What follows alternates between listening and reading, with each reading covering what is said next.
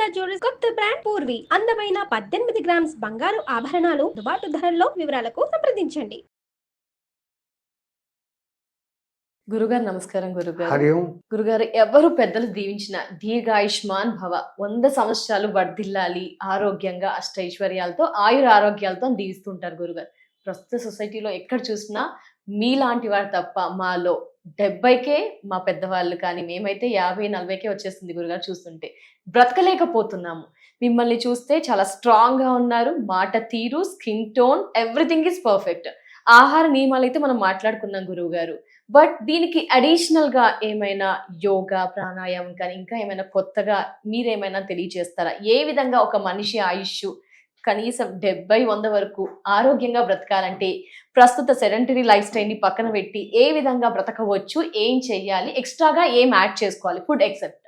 మీ మాటలన్నీ వింటే నాకు ఒకటి గుర్తుకు వస్తుంది. ఏంటి గురువు? ఈ హరే కృష్ణ మూమెంట్ చైతన్య మహాప్రభు ఆ ఫారెన్ వాళ్లకు ఇన్స్పైర్ చేసేదానికి ఒక పాట పాడతాడు. Little drinking, little eating, little dancing, little chanting, బోలో హరే రామ హరే కృష్ణ హరే కృష్ణ హరే రామ అంటాడు. మళ్ళీ అది పాడుతూ little drinking, only water, not other drinks అంటాడు. Only water. ఓకే. వాళ్ళంతా డ్రింకింగ్ అంటే వాళ్ళ డ్రింకింగ్ వేరే. అవును, మత్తు పదార్థాలు. ఆయన మళ్ళీ ఆ మాట కూడా చెప్తాడు. జీవితంలో అతి ఏది కాకుండా మితిగా తీసుకున్నప్పుడు మానవుని మతి బాగుంటుంది. మన చుట్టూ అంతా అపరిమితంగా ఉన్నా మనకు ఎంత కోటానో అదే మనం తీసుకుంటున్నప్పుడు, అంటే ఆహారం, ఆలోచన అన్ని అంటారు అది ప్రతి ఒక్కటి మితంగా. కోపతాపాలు తగ్గించుకుంటే మీలో టెన్షన్ తగ్గింది, బ్లడ్ సర్క్యులేషన్ స్పీడ్ అయిపోతుంది. యాంగ్జైటీలో అంటాం ప్రస్తుతం చాలా మంది, అది నర్వస్ అంతా మూవ్మెంట్ అవుతుంది. మెదడులో ఉండే న్యూరాన్స్ అన్ని అజిటేట్ అవుతాయి. ప్రశాంతంగా ఉన్నప్పుడు అవి బాగుంటాయి, యాక్టివేషన్ గా ఉంటాయి. ప్రశాంతత పొందడం, ప్రతిదీ లిమిట్. అన్నిటికీ మించి మన పూర్వీకులు కనిపెట్టిన అత్యద్భుతమైన చాయిస్ ప్రాణాయామ వ్యవహారం. ప్రాణముతో ప్రయాణం, యోగా, ప్రాణాయామం. ఇన్విజిబుల్ గా, ఇన్వాలంటరీగా మీకు రెస్పిరేషన్ చేస్తున్నారు.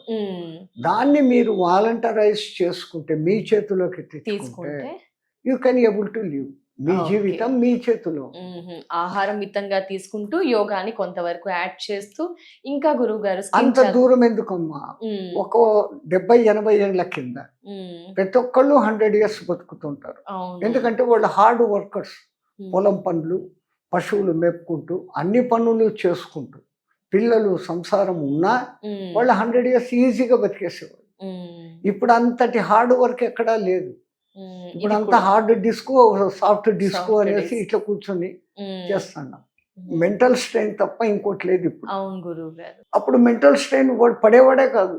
అవును, చాలా ఉన్నంతలో ప్రశాంతమైన జీవితాలు చాలా. ఎప్పుడైతే నాకు ఉన్న దాంతో ఉన్నది తృప్తి అనుకున్నప్పుడు వాడు అనుభవించేంత ఆనందం ఇంకోటి అనుభవించాడు. ఇంకా ఇంకా అనుకోని మొదలు పెట్టిన వాడికి దానికి ఇంకా అంతం లేదు. అది నెవర్ ఎండింగ్ స్టోరీ, పోతానే ఉంటుంది. సో ఆ ఇంకా అనుకున్నప్పుడు వాడు ఇంకేమో చేయాలా, ఏమో ఆలోచన చేయాలా, ఈ ఓవర్ థింకింగ్ స్ట్రెయిన్ కు కారణమై. మెయిన్ థింగ్ రెస్పిరేషన్లు మారుతాయి. ఈ రెస్పిరేషన్లు మన కంట్రోల్లో పెట్టుకునే పూర్వీకులు ఈ లెక్కలన్నీ వేసి ఒక సగటు మానవుడు నార్మల్ కండిషన్స్ లో హెల్తీగా ఉన్నవాడు 21,600 రెస్పిరేషన్స్ తీసుకుంటాడు పగలు రాత్రి నిద్రలో. నార్మల్. ఒకడు కొంచెం ఎక్కువ, ఒకడు కొంచెం తక్కువ ఉండొచ్చు. In average all together total గా చూస్తే 21,600. That is per hour 900 respirations, per minute 15 respirations. 15 ఊపిళ్ళు తీసుకొని వదులుతూ ఉంటాడు.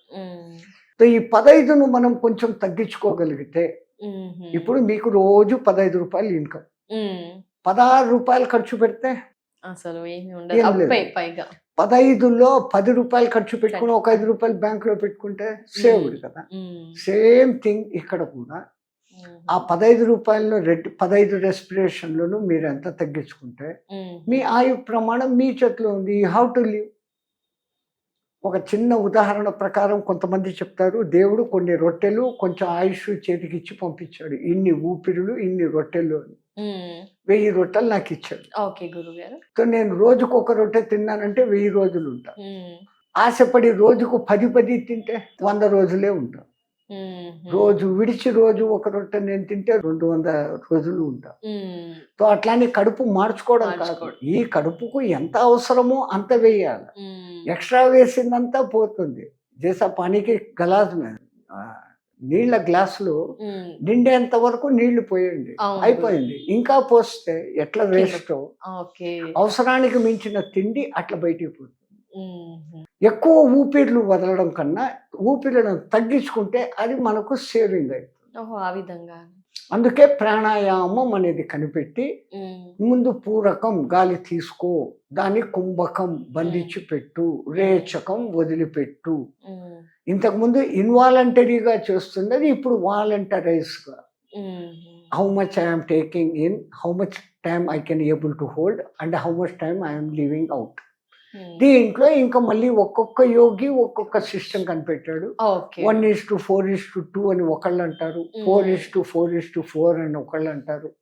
వేరియేషన్స్ వాళ్ళు ప్రయోగాలు చేసి ఇట్ ఈస్ గుడ్ అని వాళ్ళు నిర్ణయానికి వచ్చారు.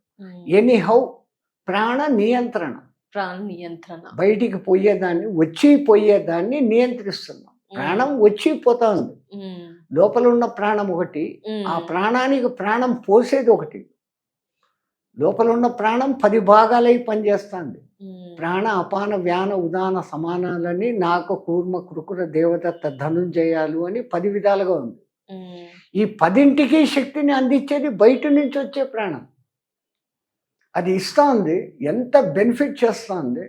ప్రాణాన్ని నిలబెడుతూ ఈ లోపల తయారైన మలినాన్ని, కార్బన్ డైఆక్సైడ్ను బయటికి ఇడిచిపెడతాను. ప్రతి కణము తాను శక్తిని పొంది శక్తిని ఉద్భవింపజేసేటప్పుడు వచ్చే బ్యాడ్ను ఆ కణం అంతా కూడా మళ్ళీ ఇన్హేల్లో ఎక్సెల్లో బయటికి పోతాం.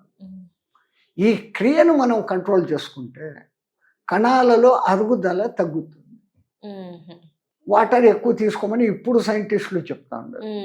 పూర్వీకులు ఎప్పుడు వాళ్ళకి ఆకలిసినా ముందు నీళ్ళే ఎక్కువ తాగేవాడు. భోజనం 2 టైంలు, వాళ్ళకి అది దొరకదు, నీళ్ళతో తృప్తి పడేవాళ్ళు తెలియకుండానే. ఇప్పుడు డాక్టర్ చెప్తే తప్ప మనం నీళ్లు తాగం. మళ్ళీ చలికాలం వస్తే యూరిన్ వస్తుందన్న భయంతో నీళ్లు తాగం.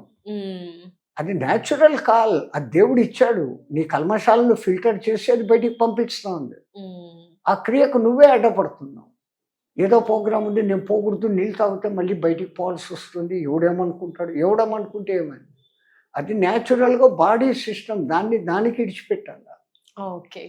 మనం ఎప్పుడైతే నేచర్కు విరుద్ధంగా పోతామో అన్ని ఇట్లా జరుగుతాయి. నేచర్ ఒబీడియంట్గా నువ్వు కాలు వచ్చింది వెళ్ళిపో, ఆ ప్రెషర్ ఉండదు. లేకుంటే మీరు ఎంత నిలబెట్టుకుంటారో, యూరినల్ బ్లాడర్ ఎంత ఉబ్బుతుందో, అది ఉబ్బిందంటే పక్కనున్న అవయవాల మీద ప్రెషర్ తోపిడీ చేస్తుంది. ఆ తోపిడి అది మళ్ళీ పైకి వస్తుంది.